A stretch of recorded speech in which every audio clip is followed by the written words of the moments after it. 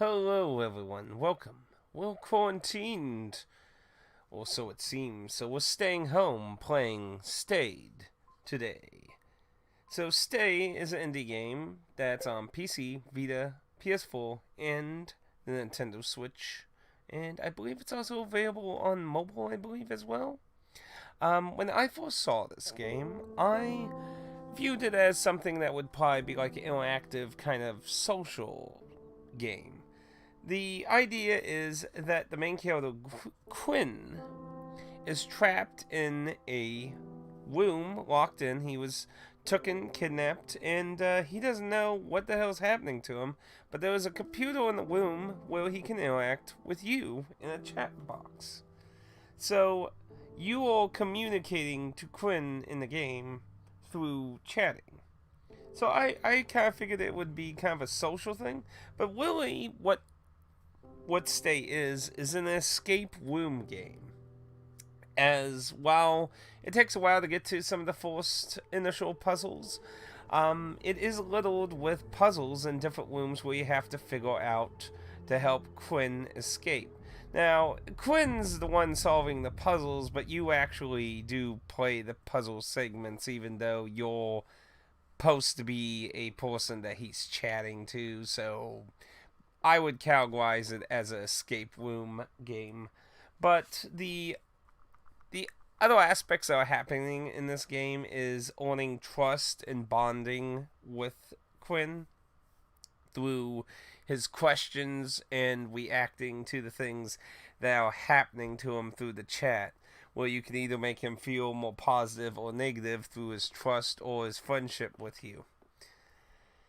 And you pretty much start looking around through this house, finding ways to get through, and it gets more bizarre as you go through it, seeming more believable in the beginning and more insane at the end.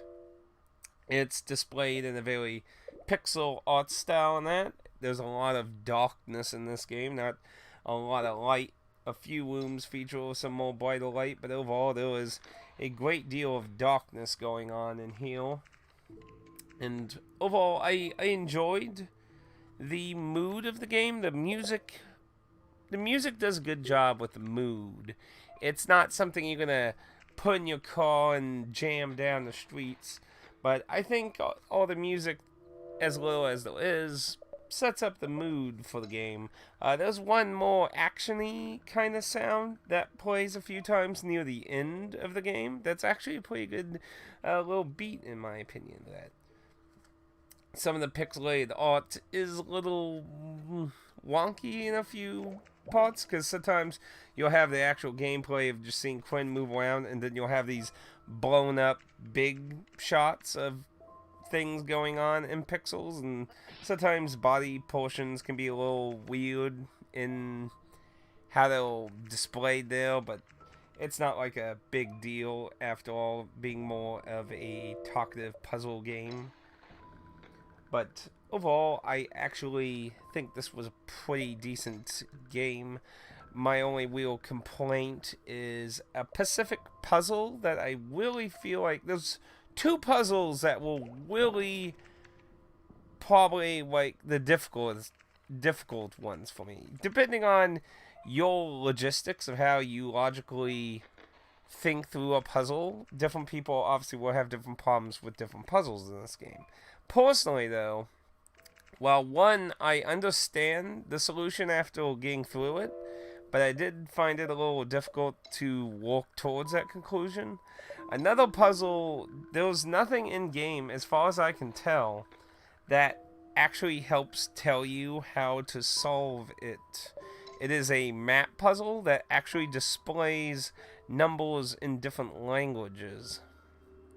And you need to know that so you can figure out the map puzzle, but there's nothing in the game that tells you those. So you kind of have to probably look that one up. That one I kind of feel like was iffy, because I don't really see a lot of people understanding that one without looking it up. Outside that, the puzzles pretty much leave you to your own devices. You don't get like any pre-existing hints. You're just presented the puzzle, and you basically have to walk through it. Now, the nice thing about the physical version for the Vita, which is what I have, I didn't look at the booklet it comes with until after I beat the game. But the booklet actually talks about each puzzle in the game and even gives you a few hints and ideas to how they work. So that was actually kind of a nice idea in my opinion. I'm not sure what the PS4 and Switch versions come with in that sense. Overall, I did actually like Stay. You can argue a price point though. The Play Asia version, I believe, was $29, I think, 29 or 25, I believe, which comes with a soundtrack, a number counter. There was only 1,300 copies made of the Vita version, and it gets a nice box and soundtrack of that. Now, if you want to look at the Wet Arts versions for the PS4 and Switch, supposedly they come with some additional DLC, which, as far as I can tell, haven't came out yet. Because when they announced their version, they did say that it was not going to be on the cart and disc, but it would come as an update. So, as far as I can tell, that hasn't came out yet. So I'm not sure what that extra update DLC is. Is it a new ending of that? There are a few different endings for the game, and it mainly depends on your trust and friendship with Quinn, with a side idea that there's a away system, because the idea is Quinn's time is really going, so when you quit the game and that, you're away for a certain amount of time. So your away time can also affect the ending you get, and if it's a really, really long time, supposedly Quinn can also just be dead, because you were gone for so long. So that's something to keep in mind with the game as well, in its mechanics. But overall, I think it was a nice little indie game. The value... This is a bit of a tricky one to really place a value on, because you have to keep in mind, we've talked about it before, that if you want a physical version, it's pretty hard to justify a physical version cheaper than $19.99 for most part. It's pretty tricky. Like, when we're talking about, normal sales, not secondhand through used or other sellers of that, if you know what I mean, like actual marketing price of that. It's pretty hard to go below $19.99 as a normal price. I would personally think for $15 would be a good price for this game. It's... If you could sit down and do it in one go, especially if you're really good at puzzles. It took me about like 7 hours basically to beat this game, and the average play time's between 5 to like 7 hours, so I kind of fit into the normal average there with the game. It's, like I said, if you like the idea of an escape room type game, there aren't a crap ton of puzzles. It's not like in the levels of like 999, the Zero Escape series, so you're not looking at tons and tons of puzzles, but that's the closest thing I would categorize it as an escape room-esque game. Now, if you go for PC, its digital price with no sales or anything is $19.99 on Steam. So that is your discretion if you want to get digitally. And I believe Dan was saying on mobile it's like $1 right now on mobile. But so the price digitally is like all over the place, really. Obviously, you can wait for a sale and get really cheap, or just throw $12 in and get it as a digital download. And if you are interested in a physical version, Wet Arts Game currently still has the PS4 and Switch versions of Stay available if you're interested in that. I believe they're in yours, so I think they come out as around like $27-30 ish. The PS4 version's a little cheaper. Switch version you gotta pay a little extra for.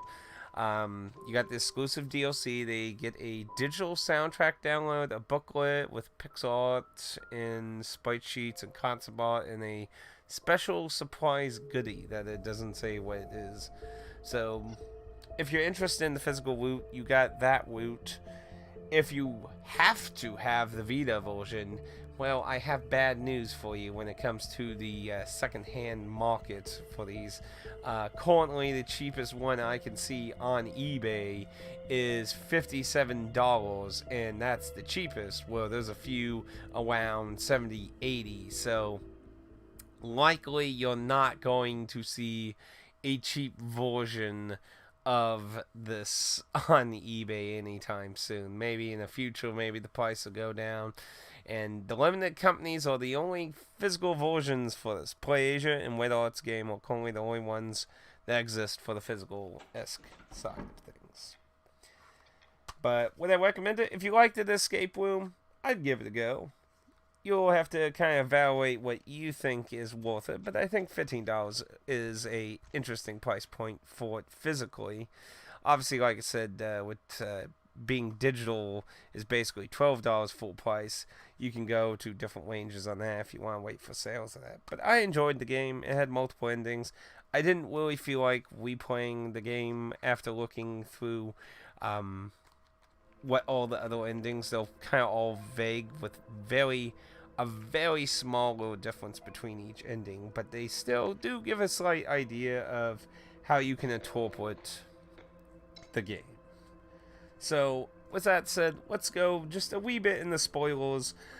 So, if you don't want to hear spoilers, let's go on. So, as I said, I think the worst puzzle in the game was the map one. Like, you have to understand what the characters on the little hint sheet are, what languages they are, and I don't feel like that's something a normal person's going to averagely know off the top of their head. I didn't even realize they were actual languages. I just thought they were just scribbles on a piece of paper. So, Aaron actually looked that up while I was live streaming it, and I'm just like, well, as far as I know, and I did look through a few people's playthroughs and look at guides and stuff, there appears to be absolutely no hint at there actually being other languages in that. So that seems like a pretty big mistake, though. I'm not saying the puzzle was stupid. I'm saying the fact that there was no hint towards, like, there was nothing in the game to help you with that idea of that. So I kind of feel like that puzzle kind of suffered from that. But with the storyline with Quinn, it starts out like a pretty normal escape room kind of situation, but it gets weirder as you keep going, descending downward into these rooms that are getting ridiculous. A room full of sand, a room full of mirrors. It just gets weirder and weirder, especially when you go from a completely like destroyed apartment to cleaner, slicker rooms later on. Now, I kind of feel like I feel like Stay isn't really happening in reality. This is my interpretation. These aren't facts or anything. But my interpretation of Stay is that I think, in a similar way to like Silent Hill 2, that Quinn is descending into a kind of a guilt that he's refusing to face his shadow, you could say. While Quinn didn't murder anyone like in a tragic way, he did lose somebody that I feel like it tragically scarred him, and that he's in this kind of denial that he wants to blame himself when it really isn't his fault. He didn't do anything bad. It was a mistake, and it just led to a terrible end. Like, it honestly actually reminds me of the officer's story in Catherine, actually. Because, the officer in the end of his story, he says, he had an argument with his wife the last time she was alive, and they got upset at each other, and then when he comes back home, she got murdered, and that was the last conversation they had. It was something that he deeply regretted for the rest of his life. So, the different endings, I got ending 4, which showed everything is shown the same except for a small little bit in the ending. And the little bit that's in my ending showed Quinn laying in this bed that had the number of the van that ran over a girl. So, at the end, you get this photo and another piece of photo, and you find out like there's a girl with him in like a graduation or that. So like Quinn was apparently like in this relationship with this person, and he accidentally was late for a date, and she took it very negatively that he was late and went out of the restaurant and got hit by a truck. And I interpret it as Quinn just blamed himself for it, even though obviously he didn't literally kill her. So I feel like the idea that you're descending into Quinn's problems. So I think the idea is you're not actually a person, but I think you're supposed to be like a part of Quinn's consciousness, trying to help him get through his problems. And I feel like that's what the fight that's near the end of the game, where you have to talk to Quinn and respond to him properly to get through the fight, represented is you telling him to get over it, essentially. Like, it's not your fault. You couldn't do anything. You aren't the cause of what killed her. So there were different endings, and I've seen them at this point, and I have to say they're very vague, and they add very little extra to the game. Obviously, there's a trophy list. There is a platinum, and you will have to replay the game a few times if you want to platinum, but overall it's not a terrible difficult game to platinum, because once you already know all the puzzles, you can fast do the text, and all you have to really do is just trigger all the different endings and find a few extra side rooms that you can go to through choices.